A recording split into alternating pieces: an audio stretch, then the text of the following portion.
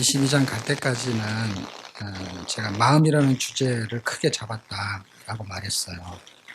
15장쯤서부터인가 16장쯤부터 22장 갈 때까지 그렇게 잡은 이유 중에 하나가 뭐냐면 정말 마음이라는 단어들이 잘 중간중간에 포진이 돼 있어요. 22장 6절에 보게 되면 마땅히 행할 길을 아이에게 가르치라 라고 해요. 그런데 15절을 보실래요? 지금 22장이에요. 설교는 21장인데 그리고 15절을 보면 아이의 마음에는 미련한 것이 있어 할 때 이 아이는 부모의 입장에서 아이일 수도 있지만 하나님이 우리의 부모의 입장으로 다르게 또 해석한다면 우리가 아이에 해당이 될 수도 있는 것이죠. 그런데 마음이라는 단어를 썼잖아요. 마음에서 뭔가 출발한다라는 걸 말하고 싶은 것 같아. 그러니까 뭔가 행동을 잘못하게 된 것을 가지고 말을 하는 것이죠. 지금 여기는 어떤 행동이 나온 걸 가지고 말을 하는 거거든요. 그런데 그게 마음에서 출발했다는 거예요. 어떤 게 마음에서 미련한 마음이 있다는 거예요. 미련한 마음이라는 거는 애가 미련해서가 아닌 것으로 이해하시죠. 그것이 있는 거예요. 우리는 굉장히 똑똑한데 뭔가 마음을 품고 있는데 그분의 기준으로 볼 때는 미련한 거인 거예요. 우리는 되게 스마트하고 나이스하고 그 다음에 굉장히 정확한 어떤 기준을 가지고 있죠. 근데 이제 보시는 분에 따라서 성경의 스토리가 다 그렇거든요. 열왕기 시대의 왕들이 굉장히 훌륭하고 스마트하고 나이스한 왕들이 있었어요. 그런데 여호와 보시기에 악하다. 그러면 그냥 악한하게 돼버리는 거야. 엄청나게 업적을 막 이루어놨는데 교회도 크고 교회로 말하면 그런 거고 나라로 말하면 그런 거죠. 그리고 뭐 학벌도 좋고 뭐 다 그런 거야 말하자면. 우리 목사님 학벌도 좋고 실력도 있고 그 다음에 교회 건물도 있고 성도도 많고 그게 이스라엘 역사 속에서 북이스라엘의 여로보암 2세 때가 그랬던 시대였어요. 나라로 말하면 아니면 교회로 말하면. 그런데 하나님이 악하다라고 말해버렸어요. 그와 같은 거예요. 마음에 미련한 거라는 것은 여호와 보시기에가 되는 것입니다. 그런 것이 16장부터 이렇게 쭉 흘러오면서 이제 우리가 마음에 대한 이야기를 많이 했어요. 16장에는 마음의 경영 해가지고 사람이라는 단어 앞에 넣긴 했지만 일단은 그건 떼버리면 마음의 경영인 것이죠. 근데 사람의 마음의 경영만 있는 게 아니고 하나님의 마음의 경영도 있는 거예요. 계획이 있는 것이죠. 어쨌든 하나님의 마음의 경영대로 된다는 거예요. 사람이 계획을 세워도 하나님 계획대로 된다는 거예요. 그리고 하나님 계획대로 되는 걸 어떻게 하시느냐. 22장의 끝말이 어떻게 되느냐. 그것을 징계해서라도 마음을 돌이키겠다라는 거예요.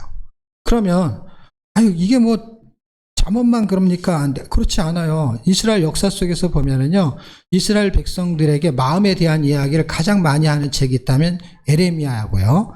그 다음에는요, 마음 때문에 그냥 나라가 완전 쪼개지는 상황도 마음 때문에 있었어요. 그 마음이 결국 무엇을 설명하냐면 길을 결정지기 때문에 그렇다는 거예요. 다윗이 갔던 길이 있었어요. 그래서 하나님이 다윗의 갔던 길로 너도 갔으면 좋겠다라고 말한 게 다윗의 아들인 솔로몬한테 했던 얘기고 다윗이 다윗의 길로 갔다라는 것은 하나님의 길로 갔다라고 정확하게 열왕기상 3장 14절에 기록이 되어 있어요. 그게 내 법, 나의 길, 하나님의 길이 다윗이 갔기 때문에 그것이 하나님은 사람이 잘 모르니까 다윗이 간 길 그렇게 가야 돼. 이게 바로 내가 말하는 그 길이야. 그래서 솔로몬도 그 길로 가기를 원했어요. 그런데 그 길로 왜 갔냐 다윗이? 마음이 합했기 때문에. 마음을 기억하셔야 돼요. 마음이 길과 연결이 되는 거예요. 그런데 솔로몬이 그 길로 가지 않았어요. 왜? 마음이 바뀌어서. 그러니까 마음을 이해하셔야 돼. 그래서 마음이 바뀌어가지고 이방 여인을 아내로 맞이한 그 여인들이 가져온 우상을 섬기는 다른 길로 가기 시작한 것이죠. 그래서 마음이 바뀌면서 결국 나라가 둘로 쪼개지게 되고 쪼개진 상태에서 하나님께서는 그 마음을 뺏어오고 싶었던 거예요. 그래서 갈멜산 전투에서 마음 뺏기 작전이 갈멜산 전투예요. 사람들은 비오기 전투인 줄 아는데 그 비오기 전투가 아니에요. 그거는 수단인 거예요. 비를 내리는 분이 하나님이라는 것을 보여주는 것이지. 그래서 비를 내리는 분이 하나님이, 이분이 진짜 하나님이야, 바알은 가짜야, 이걸 설명하는 거예요. 그래가지고 하려는 목적이 뭐냐? 비가 아니라니까요. 목적이 뭐라고요? 마음을 돌이키게 하는 거예요. 그게 열왕기상 17, 18장에 기록이 돼 있잖아요. 정확하게 30한 몇 절쯤에 있을 거예요. 그래서 하나님은 너의 마음을 돌이키게 하시는 분이다, 이렇게 써놨잖아요. 그러니까 이게 22장 갈 때까지 지금 16장에서 22장 가는 그 마지막에 22장을 제가 왜 끊었냐면, 거기서 채찍을 때려서라도 라는 거는 꼭 매를 때리겠다라는 것이 아니고, 어떠한 방식을 동원해서라도 마음에서 미련한 생각을 바꾸게 해서 지혜로운 생각으로 바꾼다는 거죠. 말하자면 미련의 반대는 지혜니까 세상에 뻗친 그 마음을 돌이키게 하겠다, 이 말이에요.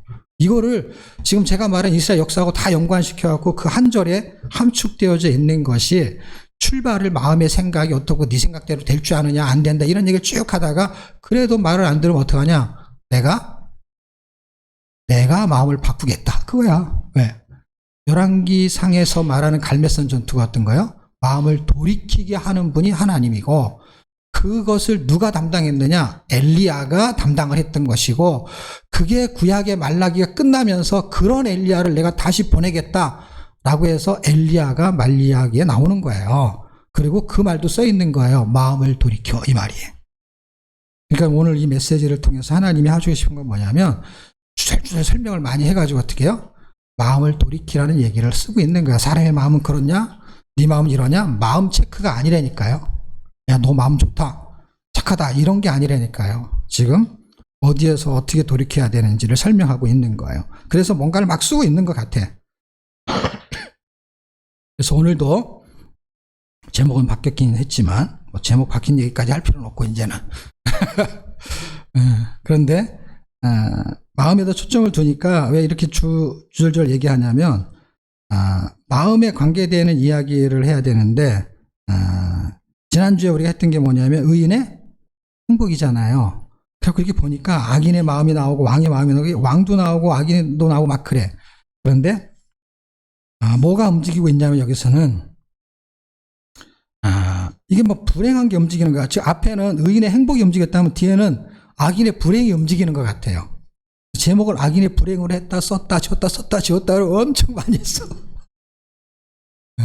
이 제목이 정리가 안 되면 이게 이 구조가 안 잡히는 거예요. 여기서 말하려고 하는 거를 한 단어로 함축해갖고 설명을 해야 되는데, 이게 한 문장 속에 확 보이지가 않는 거, 아무리 읽어도 무슨 말을 하는지를 모르겠어요. 왜냐하면 막 이런 거 있잖아요. 지난번에 했던 거 기억나요? 한결같이 않은 추는, 이거 기억나죠? 똑같은 게 두 번 나오는 게, 여기도 사람 애먹으려고 똑같은 게 두 번 나오는 게 있어요. 이게 어디죠? 구절하고 다투는 여인과 하고, 이거 똑같은 말이에요. 19절. 문막이냐 광야냐 이거지.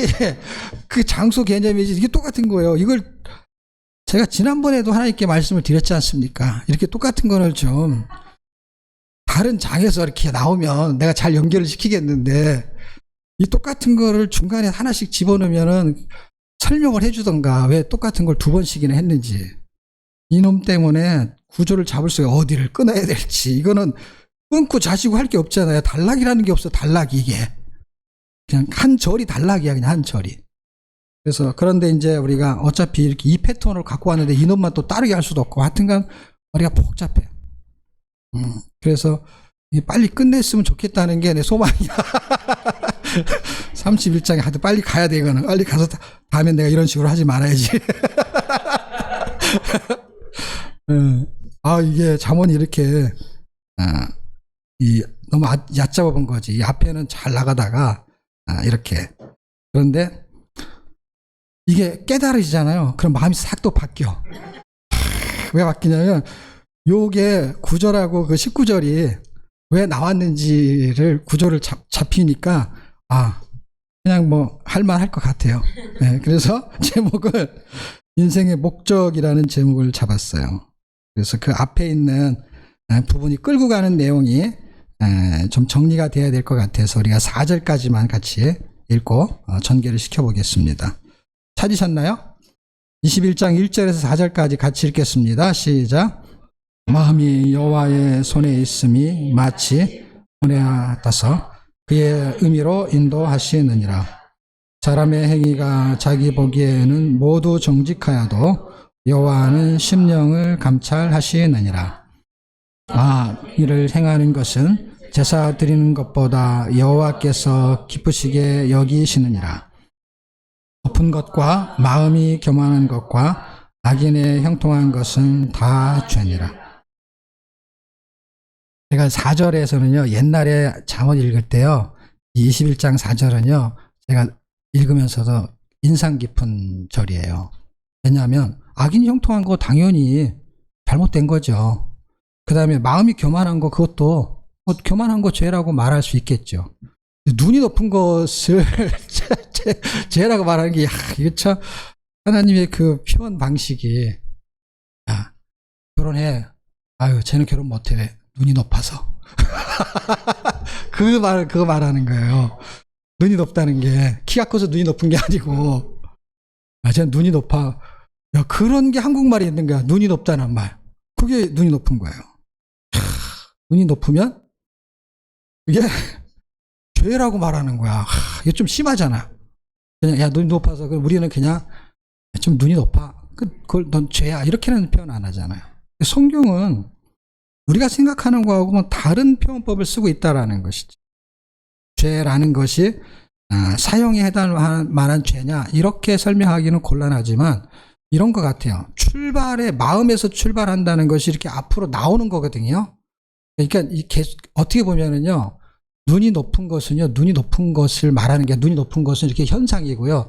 눈이 높은 것을 말할 수밖에 없는 상황이 되는 것은 그 다음 절에 있는 거야. 마음이 교만해서라는 게 뭐냐? 마음이 벌써 어떻게 해요? 마음에서 눈이 높은 것까지 나와주는 것이죠. 물론 이제 정직하고 상황별로 말하면 눈이 높다기보다는 자기 수준에 맞는 거를 찾을 수도 있지만, 이거는 그런 결혼에 대한 부분을 말하는 게 아니고, 눈이 높다는 우리가 아는 상식적인 그 기준하고 좀 다르게도 이해할 수 있는데, 어쨌든 지금 성경이 말하는 거는 영적인 어떤 한 부분만을 말하는 게 아니라 일상의 삶을 가지고 영적인 부분을 뚫어내고 있는 부분도 있다라는 거예요. 그러면 눈이 높은 거라는 것 하나로도 다르게, 눈이 높아서 하나님의 말씀이 귀에 안 들어와. 눈이 높다라는 거를 꼭 보이는 시각으로만 말하는 게 아니라 기준치가 높다 이거야. 생각의 기준이 다르다. 수준하고 상관없이도 말할 수 있어요.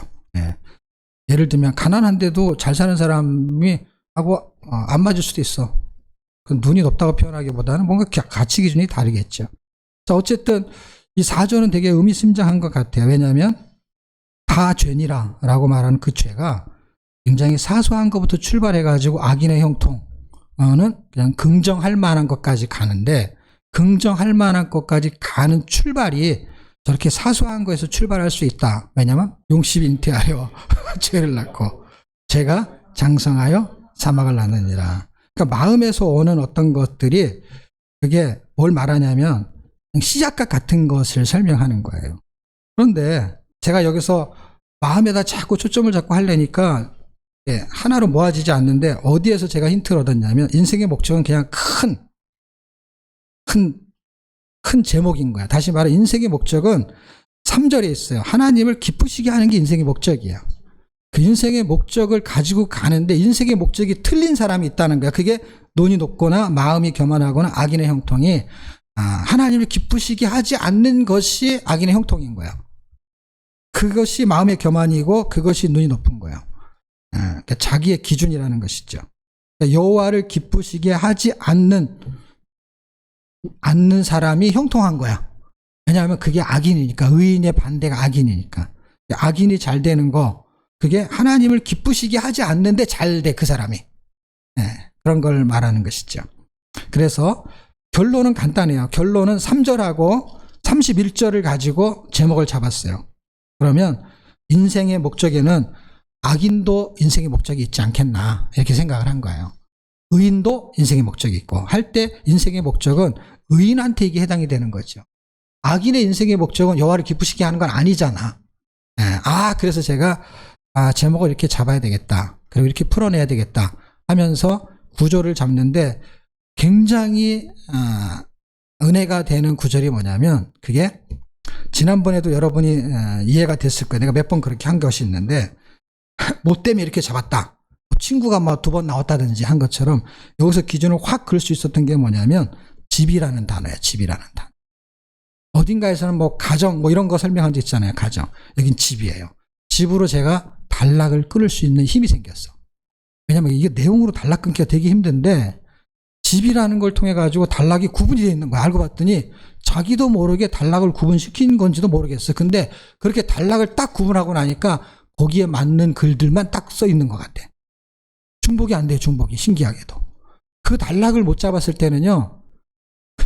그냥 막 다 섞여 있는 것처럼 보였어요. 근데 제가 단락을 나누기 시작하는데 단락을 제가 나눈 게 아니죠. 왜냐하면 성경에 있는 내용의 근거로 나누는 거니까. 그런데 집이라는 단어가 2개가 나타나면서 요거는 요 얘기를 하고 싶은 것 같다. 물론 제 생각이에요.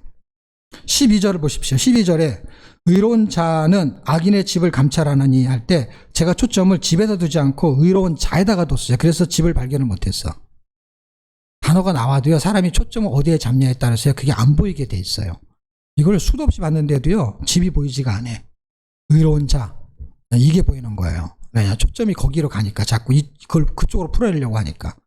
그런데 그걸 다 깨버리고 어차피 안 되니까 깨버리고 다시 봤는데 20절 보실래요? 제 있는 자의 집에는 귀한 보배와 기름이 있나 미련한 자는 이것을 다 삼켜버리느니라. 그러니까 미련한 자의 집에도 귀한 보배 같은 게 있을 수 있다는 거예요. 그런데 그것이 다 보배 같지 않는 보배가 돼버리는 것이죠. 그냥 없어지는 것이죠. 그 가치가 없어지는 것이죠. 자, 경계선을 제가 구분하기 시작하면서 단락을 나누기 시작했어요. 그래서 첫 번째 단락 1절에서 4절 적어놓으세요. 인생의 목적은 마음에서 확인이 된다. 인생의 목적은 마음에서 확인이 돼요. 왕의 마음이 나와요. 그런데 이 왕의 마음이 여호와의 손에 있는 것처럼 본물은 뭐냐면 보혜물, 저수지보다 좀 작은 거. 예를 들면은 농사를 지은 사람들은 다 알 거예요. 그냥 쉽게 말하면 저수지라고 말할 수도 있고. 왜냐면 농사를 지려면 그 물을 끌어와야 되는데 그냥 그거보다 작은 거 있잖아요. 이렇게 시골에 가다 보면은 이렇게 물을 땡겨오는 것이 있잖아요. 어디서. 거기 있는 물을 이렇게 고랑을 어떻게 하느냐에 따라서 물이 따르게 흐를 수도 있잖아요. 그래서 뭐 악한 사람들은 자기 집 쪽으로만 그 보에 있는 물을 자기 쪽에 이렇게 가게 할 수 있잖아요.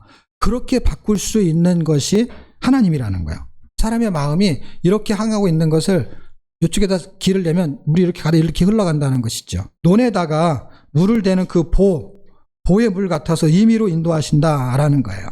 그러니까 인생의 목적이 세상에다가 초점을 잡고 있더라도 하나님이 그 마음 속에서 계속 지혜로운 마음을 준다는 거예요. 지혜로운 마음. 그래서 그 방향을 다르게 흐르게 하는 그 하나님에다 초점을 잡는 사람, 그 사람은 마음에서부터 확인이 시작된다는 거예요. 왜? 그 사람은 3절로 가는 거예요. 3절로. 그렇지 않은 사람은 4절로 가는 거예요. 4절로. 그러니까 21장 1절에 있는 그러면 모든 사람이 다 하나님이 그 길로 인도하시냐 이런 정도 있죠. 아나니아 삽비라 같은 경우는 자기가 보의 물이 어떤 거였냐면은 밭을 팔아갖고 헌금을 하려는 물줄기를 가지고 있었어요. 근데 사탄이 와갖고 그 물줄기를 싹 돌려놓은 거야. 그런 사람은 4절로 가는 거야. 4절로. 왕의 마음도 돌릴 수 있는 그 하나님의 마음, 그 하나님의 마음에다가 마음을 두는 사람, 다시 말하면 하늘 왕의 마음으로 자신을 통제하려고 하는 사람은 3절로 마음이 3절로 간다는 거예요. 내가 하나님을 지금 기쁘시게는 못 해드리지만 마음이 거기가 있다는 거지. 나는 하나님을 기쁘시게 해야 되는데. 내가 초점을 잡는 거예요. 그게 하나님이 나의 볼을 그쪽으로 옮긴다는 걸 눈치를 채는 거야. 나는 지금 방향을 자꾸 일로 가. 예수를 믿었는데도. 근데 그분이 나의 보의 물을 자꾸 하나님을 기쁘시게 하는 데다 이렇게 트는 것 같아요. 이것을 보는 사람은 3절에 소망을 두는 거고, 그렇지 않은 사람은 하나님을 믿다가도 딴 길로, 샛길로 빠지는 거예요. 네. 그 사람은 4절.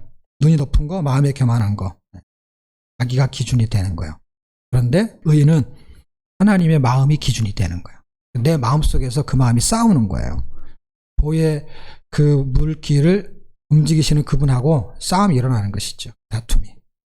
바울도 그런 경험을 로마서 7장에서 했다라는 얘기를 한 장에 걸쳐서 글을 쓰고 있습니다. 그거를 21장 1절 한 절에 의미부여를 지금 하고 있는 것입니다. 자, 4절까지 인생의 목적이 있는 사람, 악인과 의인은 길이 다르다라는 거예요. 의인은 3절, 그렇지 않은 사람은 4절로 가게 됩니다.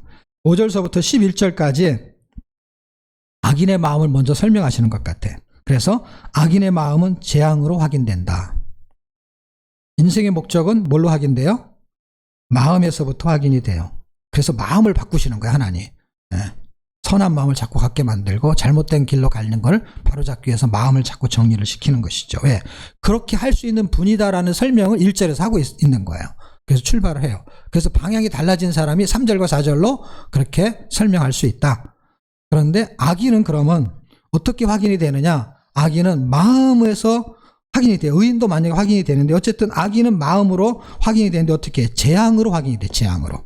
결과치가. 어떻게 해요? 4절에 있는 악인의 형통한 건 다 죄니라. 죄의 그 결과물들이 있어야 될 거 아니에요. 그 결과물들이 결국 뭘로 나타나느냐? 재앙으로 끝난다는 거예요. 재앙으로. 그래서 5절에서 11절까지는요. 그런 사람, 눈이 높고 마음이 교만하고 결국에는 악인의 형통, 그 길로 가면서 술수를 쓰고 뇌물을 쓰고 이래서 악인이 형통하게 돼. 그것이 죄야. 그것이 결국 어디서부터 해결이 되냐? 마음에서부터 출발한다는 거야. 그래서 10절 같이 읽어요. 시작. 악인의 마음은 남의 재앙을 원하나니 그 이웃도 그 앞에서 은혜를 입지 못하느니라. 네, 악인의 마음은 재앙이야. 그러니까 악인의 마음은 남이 재앙을 받는 거야. 그런데 그 남이 받는 재앙 때문에 자기도 재앙을 받게 돼요. 왜냐하면 12절은 다음 단락인데 12절까지 봐. 여기 경계선이라 이걸 위로 붙일까 밑으로 붙일까 할 때 이제 밑으로 붙였어요. 왜냐하면 악인의 집에 대한 이야기를 설명하려고. 왜냐하면 그 11절까지는 악인의 마음에 대한 설명이고 12절서부터는 그 집안에 대한 설명이야. 같은 거야. 그래서 여기서 좀 시간이 많이 걸렸는데 왜냐하면 하나로 싸잡으려고 하니까 설명이 안 돼. 그래서 이걸 둘로 나눈 거예요. 그래서 일단은 경계선을 12절로 놓고 하다 보니까 이놈이 위로 붙을 수도 있고 밑으로 붙을 수 있어. 왜냐하면 결론을 내고 출발하니까 그 집을. 12절도 같이 읽어요. 시작. 이로우신 자는 악인의 집을 감찰하시고 악인을 환란에 던지시니라. 네. 그러니까 악인의 마음은 남이 재앙을 받는 건데 하나님은 그 사람을 어떻게 하느냐? 환란에 던져버려. 그의 결과가 어떻게 돼요? 재앙으로 확인이 되는 거야. 재앙이 어떤 거예요? 악인이 재앙을 받는 거야. 악인이 다른 사람이 재앙을 원하는 것이고 그 원하는 그 악인이 받을 형벌이 결국 하나님이 환란에 집어넣는다는 거예요. 그래서 마음으로 확인이 돼. 왜? 악인의 마음이 재앙이잖아. 근데 그 재앙은 그가 받는 거야. 네, 죄가 환란으로 연결이 되는 것이죠. 그러니까 5절서부터 쭉 하는 이야기는 뭐냐? 조급한 마음을 갖게 돼. 그런 사람은. 악인의 마음은 조급한 마음을 갖고 6절에 속이는 마음을 갖고 결국 야곱과 같은 행동을 자꾸 속이는 일을 자꾸 하는 거예요. 속이는 일을. 4절에서 나오는 그 마음의 줄기예요. 악인이 형통한 거는요. 자꾸 속임수를 쓰기 때문에 형통한 거거든요. 뇌물을 쓰기 때문에 형통한 거거든요. 그 다음에 폭력적이야. 7절. 그래서 소멸이 돼 자기가. 자신을 죽이는 일이 되고요. 8절 범죄한 사람이야. 자꾸 구부러진 길. 범한 자의 길은 하니까 이거는 결과물이니까 죄를 범한 거 할 때 4절에 있는 죄가 연결이 되는 거야. 죄를 크게 범한 자는 길이 심히 구부러지고 범죄한 사람. 그 다음에 다투는 여인은 할 때 사실은 다투는 사람과 한 집에 사는 것보다 화평한 게 좋다. 이 말을 하려고 하는 거야. 이 절 자체는. 그러니까 그거는 그 한 절의 의미를 포함하고 있어요. 근데 이 문장 속에서 해석은 그걸 포함하면서 결국 악인의 집은 악인은 재앙으로 확인되는데 재앙의 출발이 어떤 거냐? 벌써 집안이 화목하지 않다는 거야. 다투는 가정이라는 거야. 차라리 혼자 사는 게 낫다. 뭐 이런 식으로. 그리고 10절은 당연히 악인의 마음. 남의 재앙이 본인의 재앙이 되는 것을 12절에서 보여주는 것이고 그 다음에 11절 거만한 사람. 악인의 마음에 있는 사람들이 조급한 마음, 여기서는 조급한 마음, 조급한 사람, 속이는 마음, 속이는 사람, 사람을 다 놓아도 상관이 없어요. 그래서 거만한 마음, 거만한 사람, 그들은 결국에 어떻게 돼요? 19장 29절과 20장 1절에 있는 거만한 자는 심판을 받고 하는 그 거만이 거기에 붙어 있는 거예요. 악인의 마음이 결국 교만한 게 거만으로 나오는 것이죠. 그래서 4절하고 5절서부터 쭉 11절 가는 데까지 악인은 마음으로 설명되는 것을 4절에서 연결해서 쭉 보여주고 있는 것이죠. 12절에서부터 그러면 19절까지는 그럼 도대체 뭘 얘기하는 겁니까? 할 때 여기서 경계서를 나누면서 확실히 제가 이걸 나눌 수 있는 소스가 20절 때문에 나누게 됐어. 19절까지는 악인의 집안 얘기를 하는 거구나. 악인의 집안 얘기. 그래서 제목이 뭐냐? 12절, 19절은 악인의 집안 분위기가 이래. 이 집안. 아까 있는 앞에는 집안 분위기가 아니라 악인의 마음 상태를 말하는 거야. 이해가 됐어요? 그 앞에. 그래서 경계선을 구분하지 않으면 다 헷갈려. 비슷비슷해요. 근데 거기는 마음의 상태가 그런 거야. 막 조급하고 막 술수를 써야 되고 속여야 되고 그러니까 막 폭력이 나오고 그 다음에 말이 막 거칠어지고 하는 게 그런 쪽으로 흐를수록 그렇게 될 가능성이 있잖아요, 사실은. 그래서 그런 걸 설명하는 것 같아요. 근데 그 집안의 분위기가 또 있을 거 아니야. 악인의 집안 분위기. 그 다음에, 몇 절이라고 했죠? 20절부터는 의인의 집안 분위기가 대조가 돼. 너무 신기한 거. 이게 섞일 수 있는데 그런 내용이 20절 이하서부터는 잘 안 나와, 신기하게. 자, 어쨌든, 12절서부터 전개되는 악인의 집안 분위기는 뭐냐? 악인의 집안 분위기는 하나님이 악인의 집을 감찰하신다는 거예요. 근데 보세요. 이 감찰이라는 단어가 2절에 한번 나오거든요. 그러니까 하나님은 사람의 마음을 보신다는 거예요. 여기서는요, 설교를 하려고 그러면 한두 끝도 없어요. 왜냐하면 이거는요, 우리가 잘 아는 사울이 왕을 하고 있을 때 사무엘이 다윗한테 기름을 부어서 막 찾아갈 때 이새의 집에 자식들이 나올 때 사람들은 외모를 보고 중심을 보고 하는 게 그 왕을 세울 때 그 얘기잖아요. 거기서 말하는 것처럼 하나님은 중심을 보신다 하는 이야기로 설교를 할 수가 있다 이 말이에요.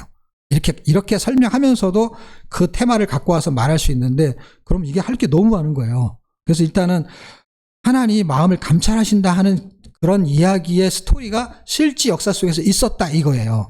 그런데 그 마음을 보는 그 하나님이 의인의 마음을 보는 게 아니라 악인의 마음을 보는 게 아니라 다 보는데 그 의인과 악인의 마음을 다 보는데 악인의 마음도 감찰한다는 거예요.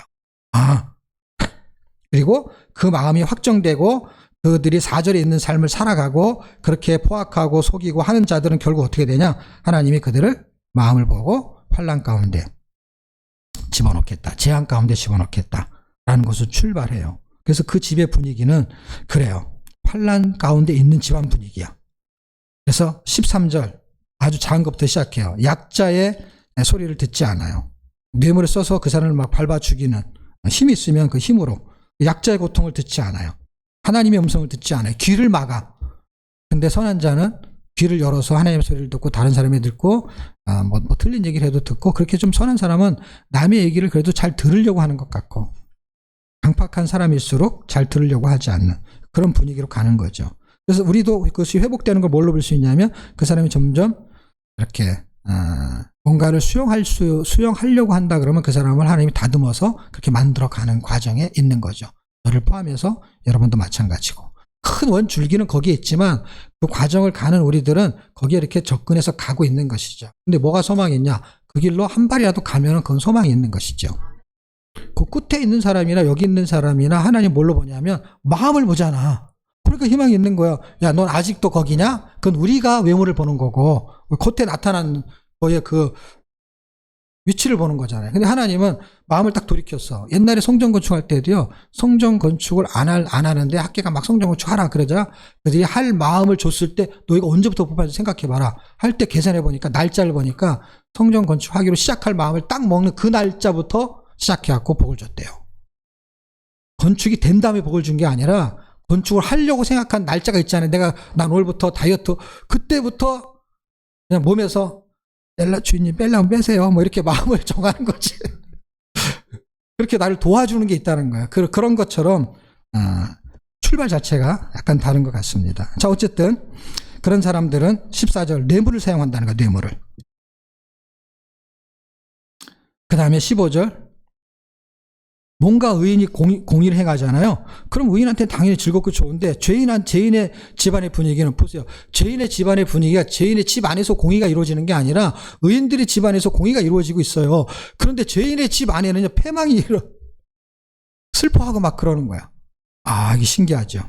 그리고 그런 사람들은 16절 어떻게 해요? 명철의 길을 떠나는 거야. 명철의 길을 떠나고. 집안 분위기가 막 다 죽어 들어가.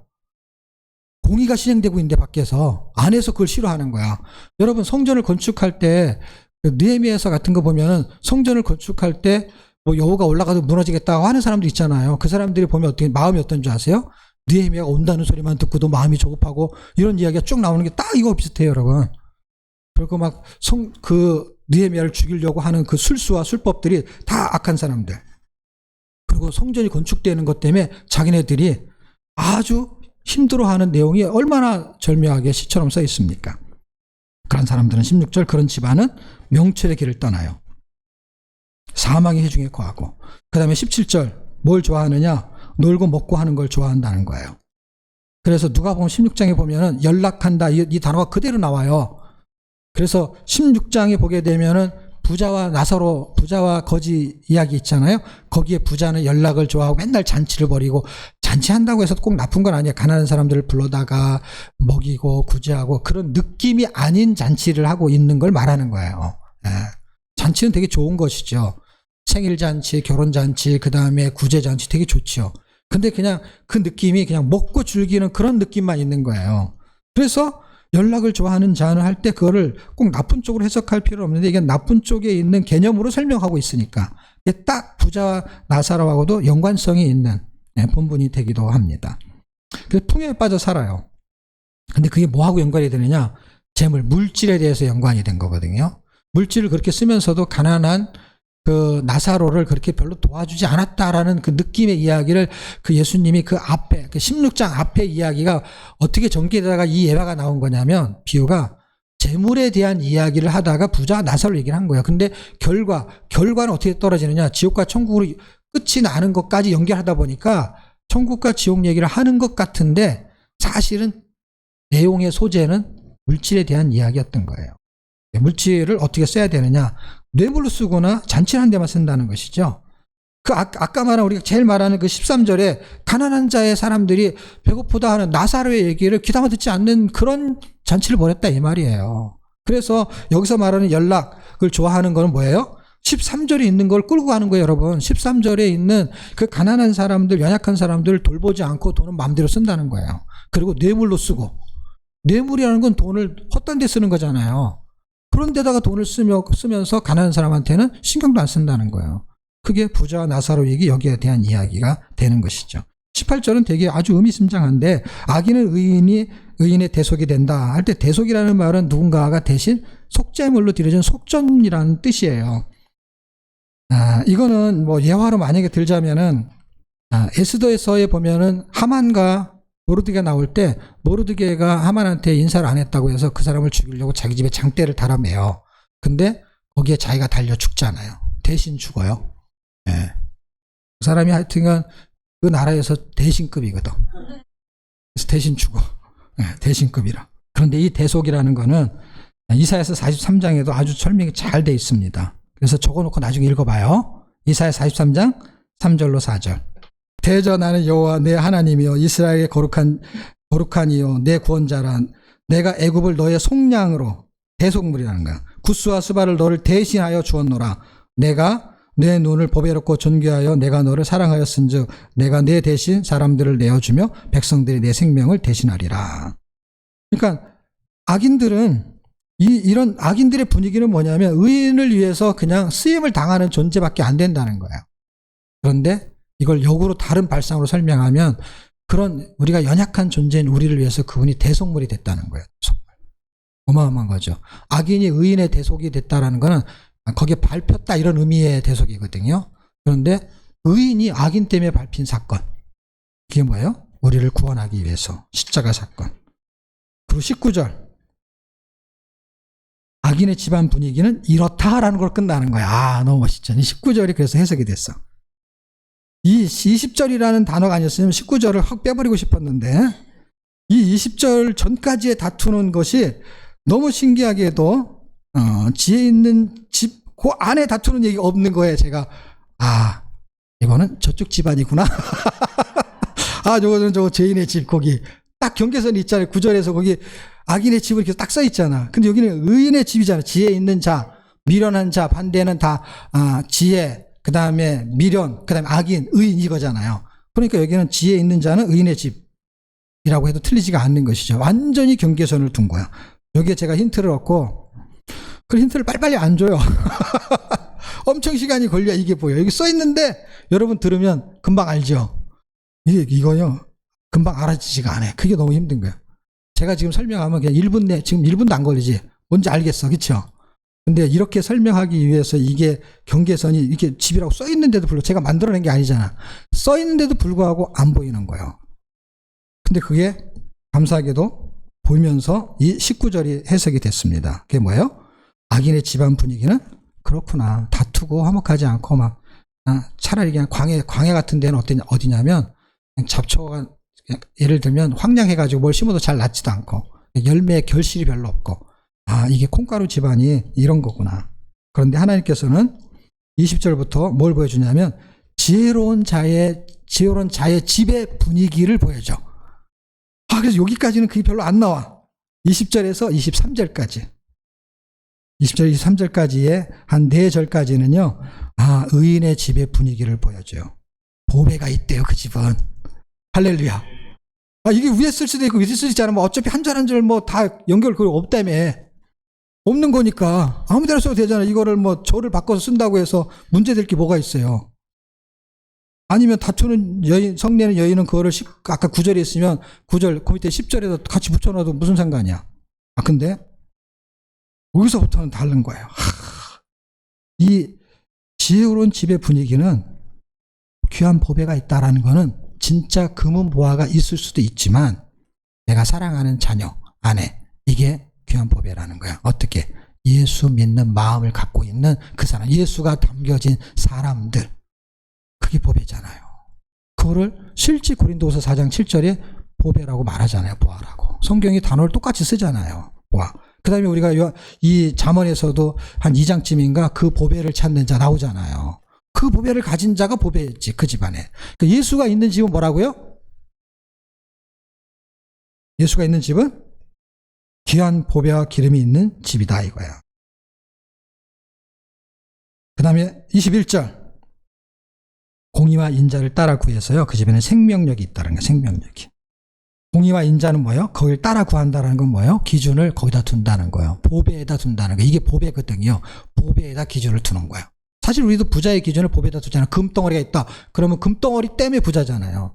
그러니까 거기다 기준을 두고 구한다는 거, 거기에다 기준을 두고 산다는 거예요. 그래서 그 안에는 생명과 영광이 있다는 거예요. 생명과 영광이 있는 거예요.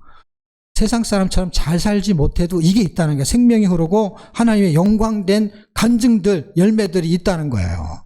이게 성경이 말하는 의인의 집의 분위기야. 집안 분위기. 이 집안 분위기는 이렇다는 거예요. 당연히 우리는 그 방향으로 가야 되겠죠. 왜냐하면 3절에 있는 인생의 목적이 3절이고 3절에 있는 목적대로 살다 보면은 이런 집안의 분위기가 나온다. 이런 것을 설명하고 있는 것입니다. 23절. 입과 혀를 지키는 자는 그 영혼을 환난에서 보전하느니라 하면서 이렇게 하나님 말씀대로 말하고 살려고 하는 그런 기준. 지킨다는 건 뭐예요? 그렇게 이 예언의 말씀을 지키는 자는 그런 거 있잖아요. 그렇게 기준을 갖고 삼고 살려고 하는 자들, 그 자들은 환난에서 보전하느니라 할 때 이 환난이라는 단어가 한번 나왔잖아요. 어디서 나왔죠?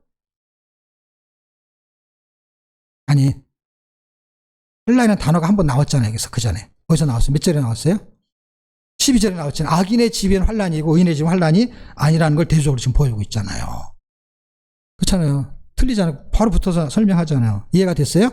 이게 감찰, 환난, 그 다음에 다투며 이런 것들이 중간중간에 나오는 것들이 다 연결고리를 잘 잡으면은 다 말이 되는 거야. 말이 연결이 돼. 신기하게도. 자, 이제 24절에서 29절까지는 악인의 집안의 결론을 설명해요. 악인의 집안의 결론은 어떻게 되느냐 할 때 무리하고 교만한 자는 망년죄자라. 망년되게. 아까 교만이 나왔었잖아요. 4절. 그 악인은 방향이 글로 간다 그랬잖아요. 그들은 이제 확정이 되는 거야. 4절이 이제 24절로 가는 것이죠. 그래서 그들은 교만한 삶을 살아버리는 거예요. 그들은 25절 게으르고 욕망이 있지만 일을 하지 않고 26절 어떤 자는 어떤 자겠어요? 악인이죠. 악인의 집안 사람을 말하니까 탐하기만 하고 그 사람은 27절 악인은 계속 악인으로 연결된 거예요. 악인은 재물은 본래 가증하나 이게 무슨 말이냐면 그냥 제사를 드린다는 거예요. 제사. 옛날로 말하면 제사. 근데 복받기 위해서 드리는 제사 이거를 말하는 거예요. 복받기 위해서. 그러니까 25절 욕망을 갖고 있어요. 근데 일을 하지 않아. 그런데 26절 욕망을 추구하면서 큰 집 좋은 차 이런 걸 원해. 근데 그 욕망을 채우기 위해서 그 복을 받기 위해서 제사를 지내. 예배를 드려. 복을 받기 위해서. 이게 형식적인 종교회의를 하는 거예요. 내가 이렇게 하니까 하나님 부자가 되기 위해서 이런 의미를 부여를 하고 있는 거예요. 부지런히 제물을 드려, 제사를 드려, 예배를 드려. 근데 하나님 보실 때는 네가 나를 섬기려고 기쁘시게 하려는 게 아니라 너를 목적으로 지금 예배를 드리는구나 하는 것을 가증히 여긴다라는 거예요. 그게 지금 앞에 있는 3절, 4절서부터 다 연결이 되는 것이죠. 28절 그들이 하는 말들은 다 거짓말들은 다 실상이 드러나게 돼 있다. 29절 악인은 결국 결론이 뭐예요? 빤빤하게 행동한다. 뻔뻔하게 같은 말이에요. 악인은 그 얼굴을 굳게 한다라는 건 뭐예요? 이미 결정이 된 거예요. 얼굴로 그냥 굳어진 거예요. 얼굴의 표정이 굳어지든지 아니면은 이미 뻔뻔하게 살겠다라는 것으로 이미 결정이 난 거예요. 결론이 그렇다는 거예요.